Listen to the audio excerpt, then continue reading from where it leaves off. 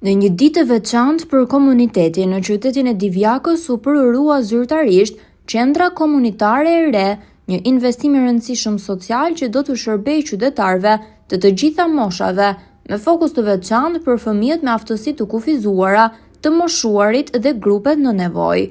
Kjo qendër moderne, ngritur në kuadër të fazës së dytë të programit të përbashkët të Kombeve të Bashkuara, askush të mos mbetet pas, projekt që i financohet nga Agjencia Zviceriane për Zhvillim dhe Bashkëpunim dhe do të zbatohet nga UNDP, UNFPA dhe UNICEF dhe UN Women, në bashkëpunim të ngushtë me qeverinë shqiptare dhe Bashkinë Divjak. Në ceremoninë zyrtare morën pjesë kryetari i Bashkisë Josif Gorea, ambasadorja e Zvicrës në Shqipëri zonja Ruth Huber, zëvendësministra e Shëndetësisë dhe Mirëqenies Sociale zonja Ina Majko, si dhe përfaqësuesja e UNDP në Shqipëri zonja Randi Davis.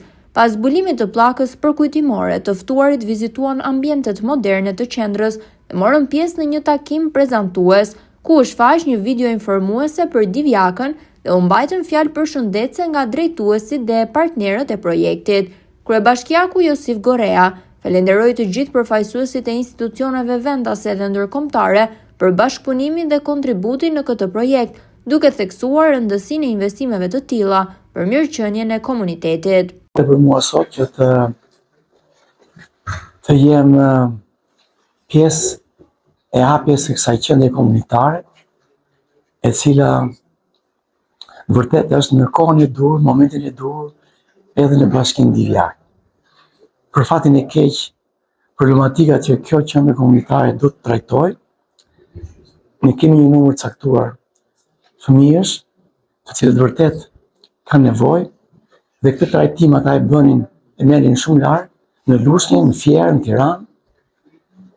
Dhe për fatin e mirë këtë tashmë do t'ja ofrojmë këtu. Falenderoj nga zemra donatorët, që është Qeveria Zvicerane. Falenderoj nga zemra gjithashtu UNDP-n, por gjithashtu edhe Qeverinë Shqiptare, Ministrinë e Shëndetësisë, e cila na bëri pjesë e programit dhe na ka mbështetur financiarisht në lidhje me punonjësit dhe problematikën që neve kemi në këtë institucion të vockët. Zëvendësministra Ina Majko vlerësoi këtë projekt si një hap konkret drejt forcimit të shërbimeve sociale, ndërsa ambasadorja Ruth Huber e cilësoi këtë ditë si të veçantë për Divjakën dhe komunitetin, duke premtuar bashkëpunime të tjera në të ardhmen. Si fillim, kënaqësi që jemi së bashku sot në këtë aktivitet për të inauguruar qendrën komunitare të Bashkisë Divjak dhe njëkohësisht për të nderuar 30-orin që është dita ndërkombëtare e personave me aftësi të kufizuar. Personat me aftësi të kufizuar në Shqipëri përbëjnë 140.000 individ dhe përfshirja e tyre e plot në jetën shoqërore dhe garantimi i të drejtave të tyre janë prioritet i padiskutueshëm i qeverisë. Për mua, në fakt, është herë e parë që unë inauguroj një qendër dhe që kremtoj 30-orin në cilësinë e zëvendësministres.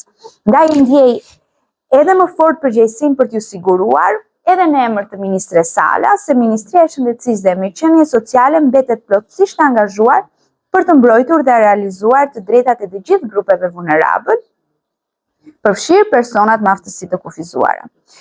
Ministria e Shëndetësisë dhe Mirëqenies Sociale ka rol udhëheqës dhe koordinues për të gjitha institucionet në fushën e mbrojtjes sociale dhe përfshirjes sociale. Reformat që janë ndërmarrë synojnë të forcojnë sistemin e shërbimeve shoqërore në të gjithë territorin në mënyrë që individët dhe familjet në nevojë të marrin shërbime cilësore të personalizuara pranë komunitetit të tyre. Dhe në fakt unë e shoh shumë bukur këtë të materializuar në këtë qendër ku kemi shërbime të cilat i vinë në ndihmë komuniteteve në nevojë në Bashkinë e Divjakës. Shumë është bërë, por shumë mbetet ende për të bërë.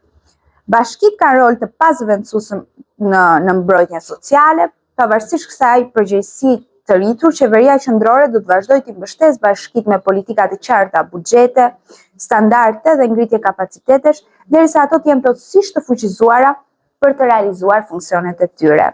Dear Mayor Gorea, dear Deputy Minister of Health and Social Welfare, Ina Maiko, dear Randy Davis, Head of UNDP, and dear partners here of Divyaka.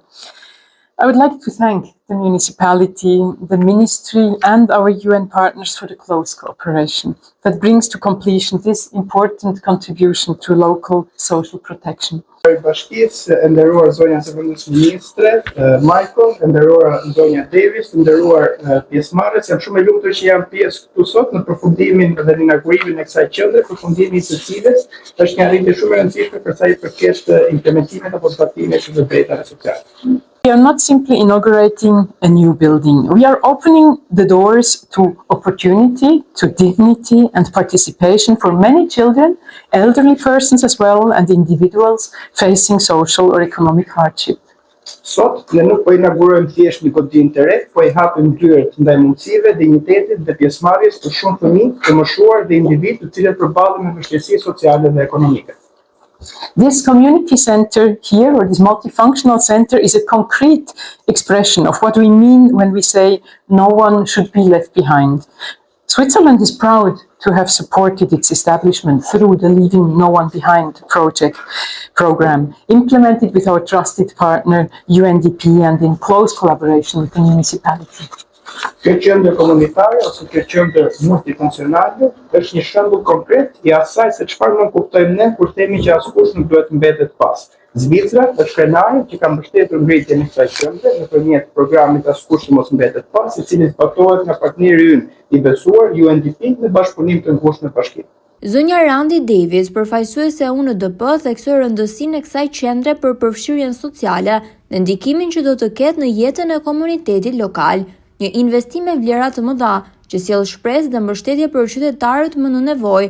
Aktiviteti u përsyrua nga afër edhe nga kamera e televizionit Apollon. We're all here together and we're grateful for the fantastic support we have with your ministry.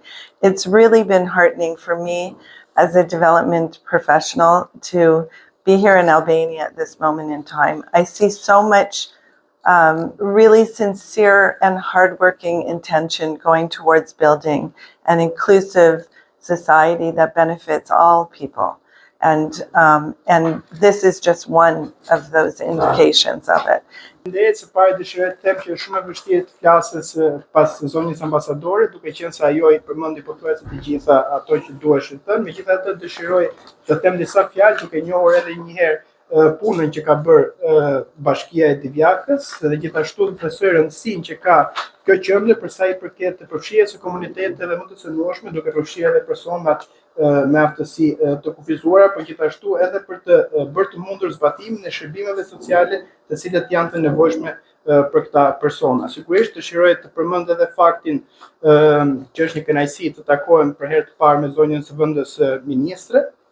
Ajo e përmendi edhe pak më parë që kjo është java e cila përfshin ditën e personave me aftësi të kufizuara, që është një tjetër element që përkon me inaugurimin e qendrës. Duke qenë një profesionist e zhvillimi nga ana ime, dëshiroj të them që Shqipëria ka marrë hapa mjaft të rëndësishëm drejt zhvillimit të shërbimeve sociale dhe të kujdesit social.